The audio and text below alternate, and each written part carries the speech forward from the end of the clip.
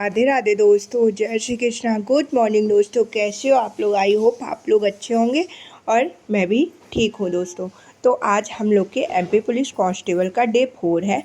आज हम लोग अपनी स्टडी को स्टार्ट करते हैं। आप लोग के कमेंट थे कि दीदी प्लीज़ मैथ रीजनिंग के लिए कुछ बताइए, तो इस वीडियो के माध्यम से मैं आपको मैथ रीजनिंग के चैप्टर्स बताऊँगी, किस तरह से हमें पढ़ना है। कि मैथ रीजनिंग देखो, इसमें कुछ फिक्स तो नहीं रहता है कि 65 नंबर में कितने में मैथ आएगी, कितने में रीजनिंग, बट ये रहता है कि 35 नंबर की जीके पूछी जाती है और 65 नंबर में मैथ और रीजनिंग दोनों रहते हैं।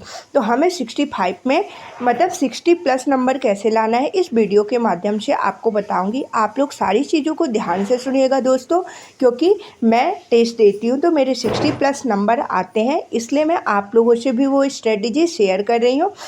धीरे धीरे कोशिश करूँगी कि मैं आपके लिए टेस्ट की भी, जो मैं मॉक टेस्ट देती हूँ या प्रीवियस ईयर पेपर लगाती हूँ, उसके भी एनालिसिस की वीडियो लेके आऊँ। अगर आपको चाहिए ऐसी वीडियो, आप लोग कमेंट करके ज़रूर बताइएगा। तो चलिए दोस्तों, अब हम लोग अपने स्टडी स्टार्ट करते हैं। सबसे पहले सुबह जब मैं जाती हूँ तो आपको तो पता है कि मैं जीके जीएस का ही रिवीजन करती हूँ। तो जैसे कि हम लोग का आधुनिक इतिहास चल रहा है, आधुनिक इतिहास में हमने भारत में व्यापारिक कंपनियों के आगमन को कंप्लीट कर लिया था। उसके बाद कर्नाटका युद्ध को और बंगाल में के नवाब को, 3 टॉपिक हमने कंप्लीट कर लिया था। आज मैंने प्लासी का युद्ध, आंग्ल मैसूर युद्ध और आंग्ल मराठा युद्ध को कंप्लीट किया।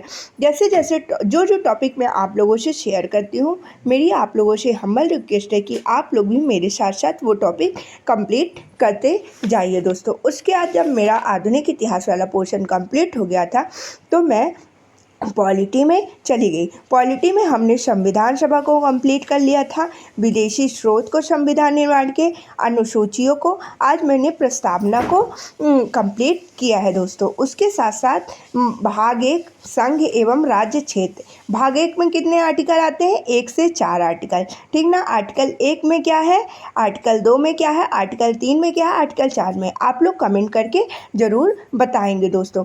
उसके बाद जब मेरा पॉलिटी वाला भी पोर्शन हो गया था तो मैं स्टैटिक जीके की तरफ टर्न हो गई थी। स्टैटिक जीके में हमने शास्त्रीय नृत्य, शास्त्रीय भाषा को कंप्लीट कर लिया था। आज मैंने यूनेस्को की विश्व धरोहर जो होती है उनको कंप्लीट किया है, मतलब सारी तो नहीं हुई है, आधी हो गई हैं और आधी चीज़ें मैं कल करूँगी दोस्तों। तो जैसे जैसे टॉपिक मैं आप लोगों से शेयर कर रही हूँ, मेरी आपसे हम्बल रिक्वेस्ट है कि जैसे अभी मैंने ये 3 सब्जेक्ट उठाया, तो इन 3 सब्जेक्ट को आप भी मेरे साथ कंप्लीट कर लो दोस्तों। उसके बाद जहाँ मेरी सबसे पहले मुझे लगता है मेरी पॉलिटी कंप्लीट होगी, पॉलिटी की जगह हम साइंस को उठाएंगे, फिर जियोग्राफी और इकोनॉमिक्स, साथ ही साथ सारे सब्जेक्ट को कंप्लीट कर लेंगे और फिर एमपी जीके को हम लास्ट में पढ़ेंगे। एमपी जीके कहाँ से पढ़ना है वो भी मैं लास्ट में आपको बताऊंगी दोस्तों।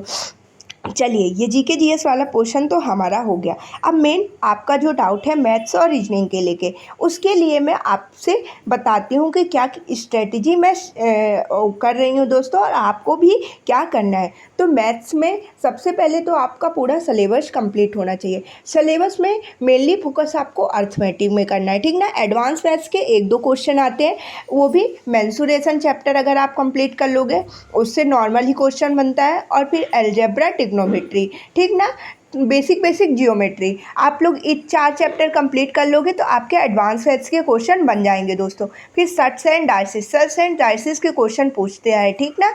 और फिर स्टैटिक्स हो गया, स्टैटिक्स के भी 1-2 क्वेश्चन पूछ लेता है दोस्तों। तो ये एडवांस मैथ्स के कुछ चैप्टर है, आप लोग कंप्लीट कर लीजिएगा। और अर्थमेटिक मैथ तो पूरा ही आपको कंप्लीट करना है। उसके बाद जब आपका सिलेबस कंप्लीट हो गया होगा, आई थिंक आपका सिलेबस आपने पहले से कवर कर लिया होगा दोस्तों, तो अब आपको क्या करना है कि डेली एक मॉक टेस्ट लगाना है। Mock test is the most important, mock test हमें डेली लगाना है दोस्तों। अभी आपको मॉक टेस्ट मत लगाओ, अभी आप प्रीवियस ईयर पेपर लगाओ जो 2022 और 2023 में हुआ था। उससे हमें एक पैटर्न समझ में आएगा कि पेपर किस तरह एमपी पुलिस कांस्टेबल का आता है और आगे किस तरह आएगा। उस हिसाब से हम अपनी तैयारी को कंप्लीट कर लेंगे दोस्तों। जब हम पैटर्न को समझ लेंगे तो हमें सिलेबस को कंप्लीट करने, सिलेबस को रिवीजन करने में बहुत ज़्यादा आसानी हो जाएगी दोस्तों। तो आप क्या करो, पहले मैथ्स का सिलेबस कंप्लीट करो, ठीक ना। आई होप आपका सिलेबस कंप्लीट ही होगा। फिर डेली एक मॉक टेस्ट दो। उस मॉक टेस्ट में देखो कि आपके कौन से टॉपिक के क्वेश्चन नहीं बन रहे हैं मैथ्स के। क्या आपने वो टॉपिक पढ़ लिया है फिर भी उस टॉपिक के क्वेश्चन नहीं बन रहे हैं, या आपने पहले से वो टॉपिक नहीं पढ़ा है और अभी भी आप उस टॉपिक के क्वेश्चन नहीं बन रहे हैं। तो आप उस टॉपिक को साइड में नोट डाउन करिए और फिर नेक्स्ट डे उस टॉपिक का प्रॉपर रिवीजन किए। जब प्रॉपर रिवीजन हो जाए उस टॉपिक का, तो 100 से 150 क्वेश्चन प्रीवियस ईयर उस टॉपिक के प्रैक्टिस करिए। और आप जब दोबारा मॉक टेस्ट देंगे तो आप देखेंगे कि आप उस टॉपिक के, जैसे परसेंटेज रेशियो, कोई भी टॉपिक हो गया XYZ, आप वो टॉपिक की क्वेश्चन बहुत अच्छे से कर पाओगे दोस्तों, और आपके मॉक में नंबर भी इंक्रीज होने लगेंगे दोस्तों। आई होप आपको बातें अच्छे से समझ में आ गई होगी। ऐसे ही आपको रीजनिंग में भी करना है। अब अगर आप चाहते हो कि दीदी आप बताओ कि मैथ्स रीजनिंग किस टीचर से करें, तो देखो, मैं तो मैथ्स गगन सर से कर रही हूँ दोस्तों। आपको जो भी टीचर अच्छे लगते हैं, मतलब जिन अच्छे लगने का, जिनका आपको समझ में आता है, टीचर सभी अच्छे रहते हैं, आप वहाँ से कर लो दोस्तों। मैथ भी हो गया। रीजनिंग मैंने एक बार पूरा बेसिक कंप्लीट कर लिया है। अब सिर्फ मैं मॉक टेस्ट देती हूँ, और मॉक टेस्ट में जो भी टॉपिक के क्वेश्चन मुझसे नहीं बनते, मैं यूट्यूब में RW वाले सर को सर्च करती हूँ, वहीं से वो टॉपिक पढ़ लेती हूँ दोस्तों। तो आई होप आपको सारी बातें क्लियर हो गई होंगी दोस्तों। आपके जो भी डाउट है आप लोग प्लीज़ कमेंट करके बताइएगा, मैं उन सभी डाउट को क्लियर करने की कोशिश करूँगी। राधे राधे दोस्तों, जय श्री कृष्णा, बाय बाय। अब हम मिलते हैं नेक्स्ट वीडियो में, तब तक के लिए बाय बाय।